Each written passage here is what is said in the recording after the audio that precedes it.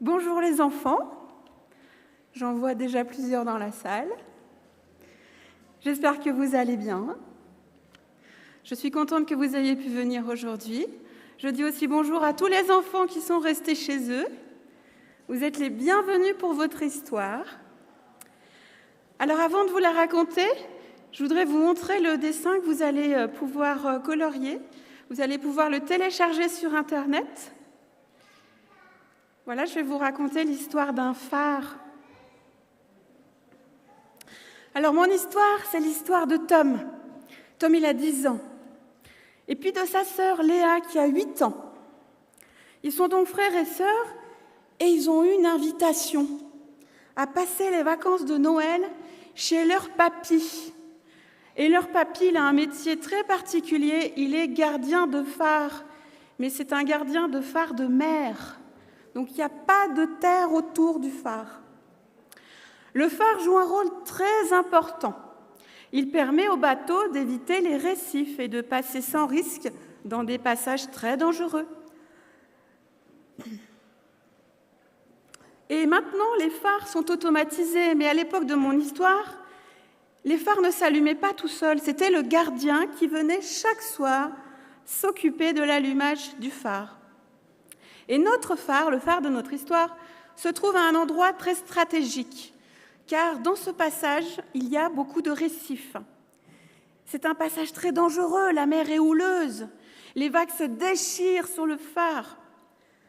Alors bien sûr, vous imaginez la joie des enfants quand ils ont su qu'ils pouvaient aller pour la première fois passer des vacances avec papy dans un phare. Mais quelle joie! Alors, ils ont vite préparé leurs affaires et ils ont pris la mer. Et oui, parce qu'il fallait y aller en bateau pour rejoindre le phare. Et je vais vous laisser regarder la petite vidéo que j'ai préparée pour vous.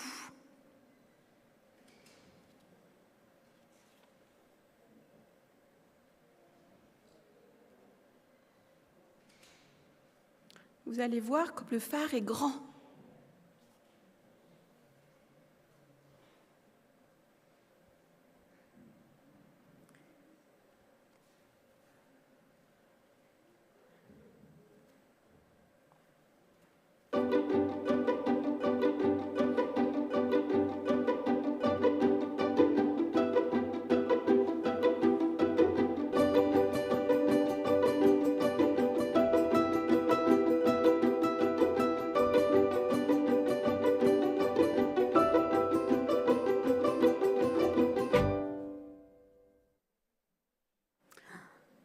Alors, vous avez vu ce beau phare?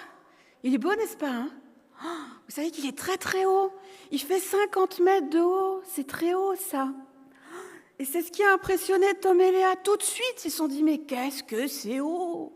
Mais qu'est-ce que c'est grand? Alors, ils ont été encore plus impressionnés en rentrant.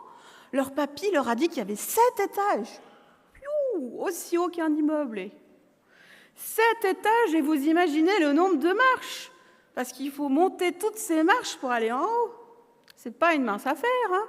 Ça leur fait faire du sport. Alors leur grand-père a commencé par leur montrer leur magnifique chambre. Et ensuite, il leur a fait visiter le phare. Et ils ont découvert au 6e étage, figurez-vous, la salle des machines. Ça, c'est une pièce intéressante, ça, pour des enfants. Et puis, ils ont visité aussi au 7e étage la salle de veille. Alors, la salle de veille, c'est où on trouve toutes les lumières. Alors là, Léa, elle était fascinée, elle avait la bouche ouverte, elle se disait « Waouh, on est tout en haut du phare ». Donc, cette salle les a tellement intéressés qu'ils se sont mis à poser plein de questions à leur papy. Et il leur a expliqué que ce soir, justement, à 18h, ils allaient allumer le phare tous ensemble. Mais quel bonheur! Mais il leur a dit que d'abord, ils devaient changer une ampoule, parce qu'il y avait une ampoule qui ne fonctionnait plus. Mais qu'ils le feraient après, qu'il n'y avait pas de souci, que d'abord, ils allaient pouvoir profiter de la belle surprise qu'il leur avait préparée. C'était un bon goûter spécial pour ces petits-enfants.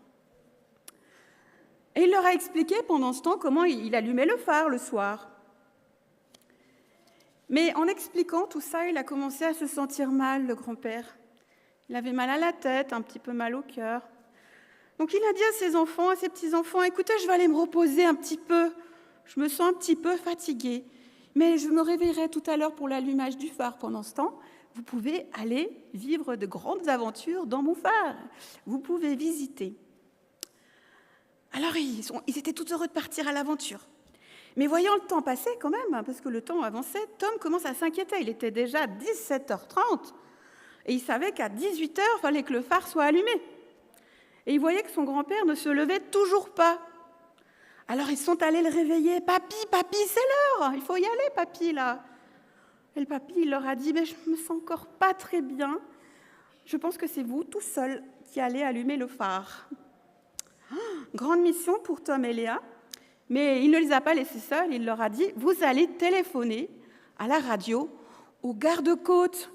Il va vous aider, il va vous conseiller, d'autant plus qu'il faut changer l'ampoule. » Alors, ils ont appelé. Ils n'étaient pas très courageux quand même parce que ça les inquiétait. Vous imaginez, à 10 ans, 8 ans, allumer le phare tout seul.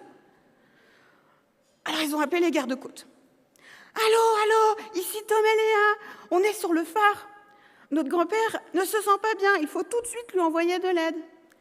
Et il nous a dit d'allumer le phare et on ne sait pas comment faire et on ne sait pas changer l'ampoule. » Le gardien leur répond « Ne vous inquiétez pas, les enfants. Pour l'ampoule, je vais vous expliquer comment faire, ce n'est pas bien compliqué. Il faudra juste veiller à ce que les ampoules soient bien connectées ensemble avant d'allumer. Et pour votre papy, je vais vous envoyer du secours, mais oui, dès que possible. Mais je ne peux pas tout de suite, car pour l'instant, la mer est très agitée et il y a une tempête qui se prépare. Par contre, ça va être important d'allumer le phare à l'heure, à 18h, puisqu'il y a un bateau chargé de passagers qui doit passer. Et ce bateau, il a besoin de lumière, parce que s'il n'a pas de lumière, il ne va pas voir les récifs. Et il faut absolument qu'il ait la lumière du phare. Alors Tom et Léa suivent avec beaucoup d'attention les explications du gardien. Ils changent l'ampoule, mais ça leur prend beaucoup de temps. Et figurez-vous qu'il est déjà 18h. Dehors, il fait déjà nuit, le vent souffle, les vagues sont très hautes, elles arrivent jusqu'au dernier étage du phare. Léa, elle pense au bateau, puis elle se dit « Mais je vais prier pour que Dieu les aide, pour que ça se passe bien. » Et pendant ce temps, le capitaine du bateau, justement, approche du passage dangereux. Et normalement, il a l'habitude de voir le phare allumé, mais là, le phare n'est pas allumé. Alors, il s'inquiète, d'autant plus que la tempête est très forte. Le bateau tangue et les vagues sont immenses. Les passagers sont inquiets. Ils demandent au capitaine « Mais qu'est-ce qui se passe, capitaine ? Qu'est-ce qui se passe ? Pourquoi tu as l'air aussi inquiet ?» Et il leur dit qu'il n'a toujours pas vu la lumière du phare, qu'il est préoccupé et qu'il a peur de s'écraser sur les récifs il ne pourra pas trouver la route sans la lumière du phare. Alors du coup, quelques passagers qui croyaient en Dieu se mettent à prier pour que Dieu les conduise et leur montre le chemin, qu'il les guide avec sa lumière. Tom et Léa, de leur côté, ils ont tout installé et ça fait déjà 3 fois qu'ils essayent d'allumer. Ils appuient 1 fois, 2 fois, 3 fois, mais ça ne marche pas. Ils ont respecté toutes les consignes, mais le phare ne s'allume pas. Alors ils décident tous les deux de prier. Ils prient pour que Dieu les aide. À peine ils ont fini leur prière, figurez-vous que Tom s'aperçoit qu'il a mal refermé l'endroit où on mettait l'ampoule. Il suffisait de bien fermer, parce qu'il s'est rappelé ce qu'avait dit le gardien. Il avait dit que les ampoules devaient être toutes connectées ensemble. Et là, comme ce n'était pas fermé, ça ne pouvait pas se connecter. Donc il a bien fermé. Et pendant ce temps, les passagers et le capitaine étaient de plus en plus inquiets. Vous imaginez, le bateau avançait dans le noir. Mais Tom et Léa ont réessayé. Et là, le phare se met en marche, la lumière se met à briller dans la nuit. Et figurez-vous que cette lumière, on la voit de très très loin. Alors bien sûr, ils sautent de joie. J'imagine que vous aussi, vous auriez été très heureux de voir ça. Et justement, le capitaine, non loin de là, il a juste le temps de redresser la barre au dernier moment pour éviter les récifs. Alors tous les passagers sont soulagés, vous imaginez bien. Ils sont heureux, ils louent Dieu, ils le remercient. Tom et Léa, ils vont vite revoir leur grand-père. Et ils lui expliquent tout ce qu'ils ont fait, comment ils ont allumé le phare à l'aide du gardien. Et puis soudain, Tom entend du bruit par la fenêtre. Il entend un bruit d'hélice. Vous savez pourquoi un bruit d'hélice ? Puis un moteur qui résonne fort. Il se rend compte qu'il y a un hélicoptère qui est venu chercher papy. Et il y avait un médecin dans l'hélicoptère pour voir si le papy allait bien. Et en fait, le médecin leur a dit que ce n'était rien de grave et que le papy allait très bien, qu'il lui fallait juste un petit peu de repos. Alors ils étaient très contents. Ils savaient qu'ils allaient pouvoir revenir au phare après, quand le papy se sentirait un peu mieux. Et les personnes dans le bateau aussi se sentaient très heureuses. Et ce que je voulais vous dire aujourd'hui, les enfants, c'est que notre lumière à nous, c'est Jésus. C'est votre lumière à vous aussi, en tant qu'enfant. Quand tout est noir, quand vous ne savez pas comment faire, quand vous ne savez plus où est votre chemin, vous pouvez prier. Vous pouvez prier et Jésus vous écoute. Vous pouvez compter sur lui. En effet, même si on ne voit pas toujours où on va, même si on a l'impression d'être perdu, si on fait confiance à Jésus, il nous conduit.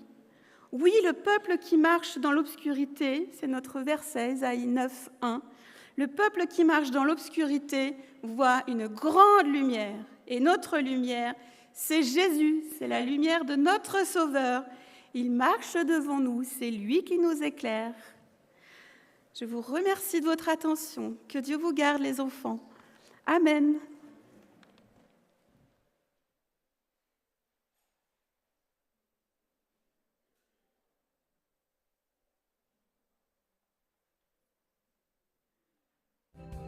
Soyez joie.